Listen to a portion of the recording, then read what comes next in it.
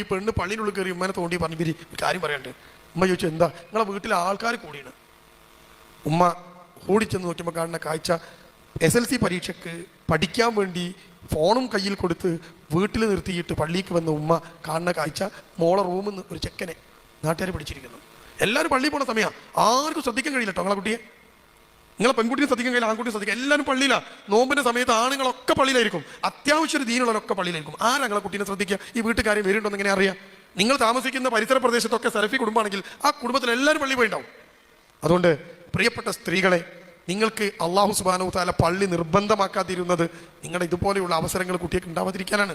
അതുകൊണ്ട് പള്ളിയിൽ പോകുന്നതിന് 100% അനുകൂലിക്കുന്നു. നിങ്ങൾ നിസ്കരിക്കണം, നിങ്ങൾ നോമ്പൊൽക്കണം, നിങ്ങൾ ആരാധനകൾ നടത്തണം. പക്ഷേ പെണ്ണിന് പള്ളി നിർബന്ധമല്ല. ആ തറാവി വീട്ടിലിരുന്ന് നിസ്കരിച്ചാലും മതി. നിങ്ങൾക്ക് പള്ളിയിൽ പോകാനുള്ള സാധ്യതകൾ കുട്ടികളെ മുഴുവൻ കൂട്ടി നിങ്ങൾ പള്ളിക്ക് വന്നോ എങ്കിൽ നിങ്ങൾ സുരക്ഷിതരാണ്. അതുകൊണ്ട് നിസ്കരിക്കാനാണ് എന്ന് വിചാരിച്ച് പടച്ചോനെ ഏൽപ്പിച്ചാണ് കുട്ടികളെ പറയാനായിട്ട് കയ്യിൽ. ഇപ്പോൾ കുട്ടികൾക്ക് പഠിക്കാൻ ഈ മാരത്തോൺ ക്ലാസ്സുകൾ, ഇത് കേൾക്കാൻ യൂട്യൂബ് വേണം. ഇപ്പോൾ കുട്ടികൾ യൂട്യൂബിലെ സ്കൂളിലൊന്നും കുട്ടികൾ പോയി പഠിക്കില്ല, യൂട്യൂബിലാണ് പഠിക്കുന്നത്.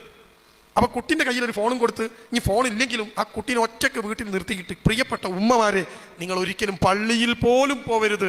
ആ കുട്ടിയെ ശ്രദ്ധയോടെ സൂക്ഷിക്കണം. കാരണം 2025 വാർത്തകളിൽ നിറയുന്നതെല്ലാം അപകടങ്ങളാണ്.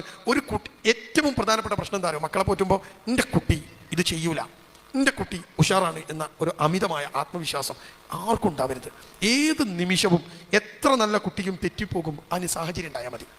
ഈ സാഹചര്യം ഒരുക്കാതിരിക്കുക എന്നത് ഏറ്റവും പ്രധാനമാണ് എന്ന് നിങ്ങൾ ഓർക്കണം.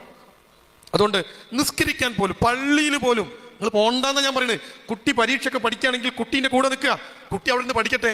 ഇപ്പുറത്തൊരു മുസല്ലട്ട് ഉമ്മ നിസ്കരിച്ചോ, നിങ്ങൾക്ക് അറിയുന്നത് ഖുർആൻ ഓദിക്കോ. നിങ്ങൾക്ക് ഇനി തീരെ അറിയില്ലേ, നിങ്ങൾ ഖുർആൻ എടുത്ത് കയ്യിൽ വെച്ചിട്ട് ഓതി നിസ്കരിച്ചോ.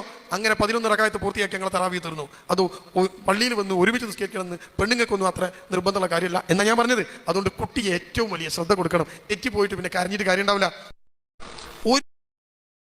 Thanks for channel watching videos.